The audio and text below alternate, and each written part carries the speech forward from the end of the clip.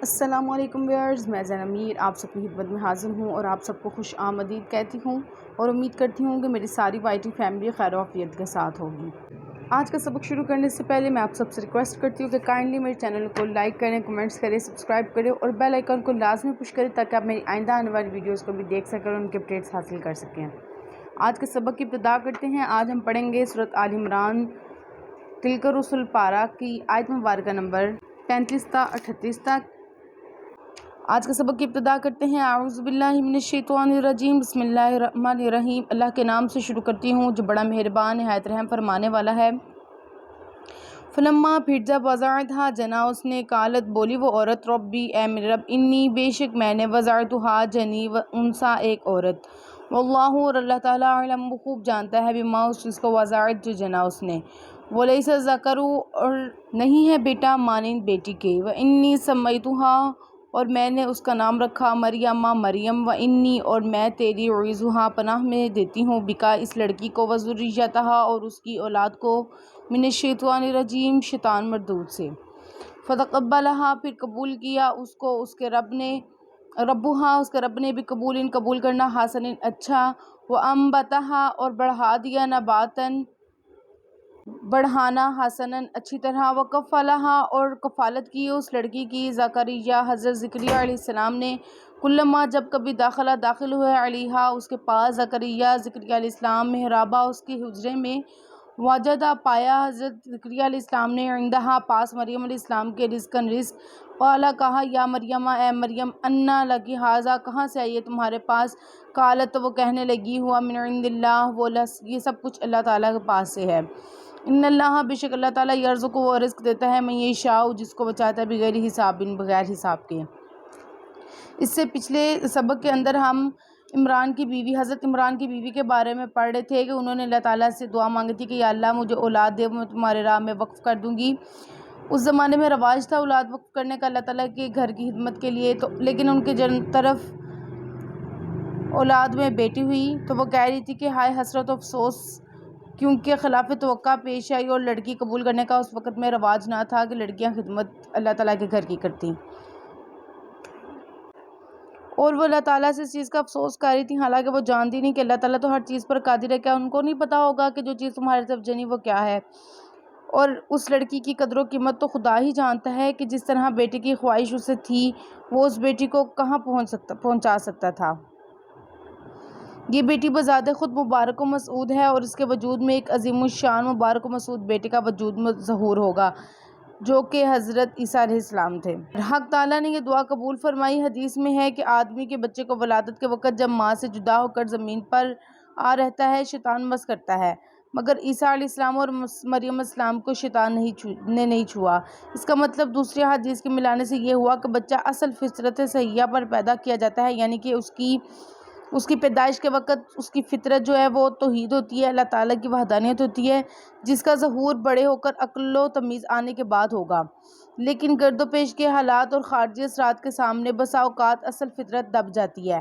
جیسے اس کے ماں باپ ہوتے ہیں، وہ اپنا ماحول دیکھتا ہے کہ میرے ماں باپ کیا کر رہے ہیں، وہ ویسے کرتا ہے۔ اگر ہندو کے ہاں بچہ ہوا، اس کی فطرت میں توحید تھی لیکن اس نے اپنے ماں باپ کو پرستش کرتے دیکھا تو وہ بالکل اپنے ماں باپ کی راہوں پر چل گیا۔ عیسائی ہے تو اس نے 3 خدا بنا لیے، یہودی ہے تو اس نے حضرت عزیر علیہ السلام کو اللہ تعالیٰ کا بیٹا بنا دیا۔ یعنی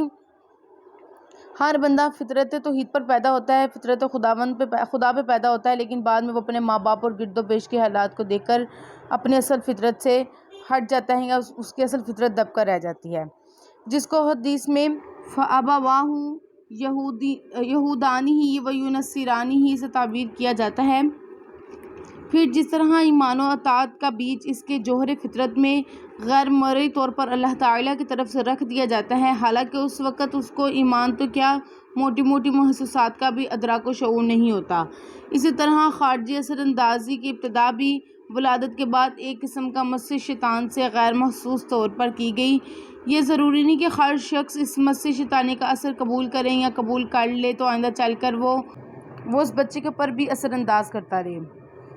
تمام انبیاء علیہ السلام کی عظمت کا تکفیل چونکہ حق تعالیٰ نے کیا ہے، اس لیے اگر فرض کرو ابتدائی ولادت میں یہ صورت ان کو پیش آئی ہو اور مریم و عیسیٰ کی طرح اس ضابطہ سے وہ مستثنا نہ ہو، یعنی کہ حضرت مریم علیہ السلام کو اور ان کی اولاد حضرت عیسیٰ علیہ السلام کو شیطان نے نہیں چھوا تھا،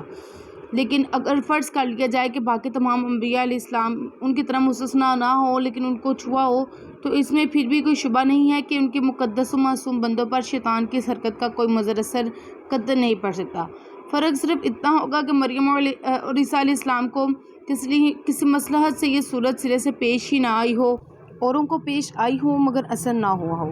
اس قسم کے جزئی امتیازات فضیلت کلی ثابت کرنے کا موجب نہیں ہو سکتے۔ حدیث میں ہے کہ 2 بچیاں کچھ اشعار گا رہی تھیں، حضور صلی اللہ علیہ وآلہ وسلم نے ادھر سے منہ پھیر لیا۔ حضرت ابوبکر صدیق رضی اللہ تعالیٰ عنہ آئے اور مگر لڑکیاں بس طور مشغول رہیں۔ اس کے بعد حضرت عمر رضی اللہ تعالیٰ عنہ آئے، لڑکیاں اٹھ کر بھاگ گئیں۔ حضور صلی اللہ علیہ وآلہ وسلم نے فرمایا کہ عمر جس راستے پر چلتا ہے شیطان وہ راستہ چھوڑ کر بھاگ جاتا ہے۔ کیا اس سے کوئی خوش فہم مطلب لے سکتا ہے کہ رسول صلی اللہ علیہ وآلہ وسلم حضرت عمر رضی اللہ تعالیٰ عنہ کو اپنے سے افضل ثابت کر رہے ہیں؟ ہاں، ابو ہریرہ رضی اللہ تعالیٰ عنہ کا مسیح شیطان کا حدیث میں استثناء صرف مسیح کے مریم سے پیدا ہونے کا واقعہ مراد ہو، مسیح و مریم الگ الگ مراد نہ ہو۔ چنانچہ بخاری کی ایک روایت میں صرف حضرت عیسیٰ علیہ السلام کے ذکر پر اتفاق کیا ہے۔ واللہ اعلم کیا بہتر ہے۔ آگے وہ حضرت مریم علیہ السلام لڑکی تھی مگر حق تعالیٰ نے لڑکے سے بھر کر اسے قبول فرمایا اور بیت المقدس کے مجاورین کے دلوں میں ڈال دیا کہ عام دستور کے خلاف لڑکی کو قبول کر لیں، اور ویسے بھی مریم کو قبول و صورت بنایا اور اپنے مقبول بندے زکریا علیہ السلام کی کفالت میں دیا اور اپنی بارگاہ میں حسن قبول سے سرفراز کیا، جسمانی، روحانی، علمی، اخلاقی ہر حیثیت سے غیر معمولی طور پر بڑھایا۔ جب مجاورین میں اس کی پرورش کے متعلق اختلاف ہوا تو قرعہ انتخاب حضرت زکریا علیہ السلام کے نام کا نکال دیا تاکہ لڑکی اپنے خالہ کے آغوش شفقت میں تربیت پائے اور زکریا علیہ السلام کے علم و دیانت سے مستفید ہو۔ زکریا علیہ السلام نے پوری مراد اور جد و جہد کی۔ جب مریم علیہ السلام سیانی ہوئی تو مسجد کے پاس ان کے لیے ایک حجرہ مخصوص کر دیا۔ حضرت مریم علیہ السلام دن بھر وہاں عبادت وغیرہ میں مشغول رہتی اور رات اپنی خالہ کے گھر گزارتی۔ اگر سلف کے نزدیک رزق سے مراد ظاہری کھانا ہے، کہتے ہیں مریم علیہ السلام کے پاس بے موسم میوے آتے، گرمی کے پھل سردی میں، سردی کی گرمی میں، اور مجاہد سے ایک روایت ہے کہ رزق سے مراد علمی صحیفے ہیں جن کو روحانی غذا کہنا چاہیے۔ بہرحال اب کھلم کھلا مریم علیہ السلام کی برکات و کرامات اور غیر معمولی نشانات ظاہر ہونے شروع ہوئے، جن کا بار بار مشاہدہ ہونے پر زکریا علیہ السلام سے نہ رہا گیا اور عذرائے تعجب پوچھنے لگے کہ مریم یہ چیزیں تم کو کہاں سے پہنچتی ہیں؟ یعنی خدا تعالیٰ کی قدرت اسی طرح مجھ کو یہ چیزیں پہنچاتی ہے جو قیاس و گمان سے باہر ہے۔ یہ بات حضرت مریم علیہ السلام نے کی کہ یہ اللہ تعالیٰ کی طرف سے بھیجا گیا رزق ہے جو مجھ تک پہنچا ہے۔ آگے آیت ہے ہنالکا، وہیں پر دعا کی زکریا علیہ السلام نے ربہ اپنے رب سے، کالا کہا ربی اے میرا رب، حبلی تو دے مجھے من لدن کا اپنے طرف سے ذریۃ اولاد طیبۃ پاکیزہ، انکا بے شک تو سمیع دعا سننے والا ہے دعا کو۔ فنادت الملائکہ، تو پھر آواز دی فرشتوں نے، وہو قائم، اس حال میں کہ وہ کھڑی تھے، یصلی نماز میں، فی المحراب اپنے حجرے کے اندر، ان اللہ بے شک اللہ تعالیٰ یبشر کا وہ خوشخبری دیتا ہے تم کو بھی یحییٰ علیہ السلام کی۔ حضرت زکریا علیہ السلام بالکل بوڑھے ہو چکے تھے اور ان کی بیوی بانجھ تھی، اولاد کی کوئی ظاہری امید نہ تھی۔ مریم علیہ السلام کی نیکی و برکت اور غیر معمولی رزق کو دیکھ کر دفعتاً قلب میں ایک جوش اٹھا اور فوری تحریک ہوئی کہ میں بھی اولاد کی دعا کروں، امید ہے مجھے بھی بے موسم میوہ مل جائے، یعنی بڑھاپے میں اولاد ہو جائے۔ انہوں نے اللہ تبارک تعالیٰ سے دعا کی اور وہ دعا قبول ہوئی اور بشارت ملی کہ لڑکا ہوگا جس کا نام یحییٰ رکھا گیا ہے۔ انہوں نے اپنے حجرے کے اندر کھڑے ہو کر دعا مانگی اللہ تعالیٰ سے، اور اللہ تعالیٰ نے ان کی دعا حجرے کے اندر سے ہی قبول فرمائی۔ بظاہر کسی کو باہر پتہ نہیں چلا اور اللہ تعالیٰ نے ان کی دعا کو قبول فرما لیا اور ان کو خوشخبری سنا دی۔ ادھر مصلی پر جائے نماز پر کھڑے کہ اللہ تعالیٰ تم کو ایک بیٹے سے نوازے گا، ایک اولاد سے نوازے گا جس کا نام یحییٰ علیہ السلام ہوگا۔ انشاءاللہ ہم اس واقعے کو اور اس سبق کو آگے پڑھیں گے اور امید کروں گی کہ میری ان تمام چیزوں سے آپ ضرور مستفید ہوئے ہوں گے۔ اپنی دعا میں یاد رکھیے گا۔ رمضان المبارک کا بابرکت مہینہ چل رہا ہے، تاک راتیں بھی آ رہی ہیں، پاک راتوں میں اپنے لیے بہت کچھ مانگے، اپنی بخشش مانگے، مغفرت مانگے، اور ساتھ ساتھ ہمیں بھی یاد رکھے، ہمارے لیے بھی اللہ تعالیٰ سے دعا مانگے،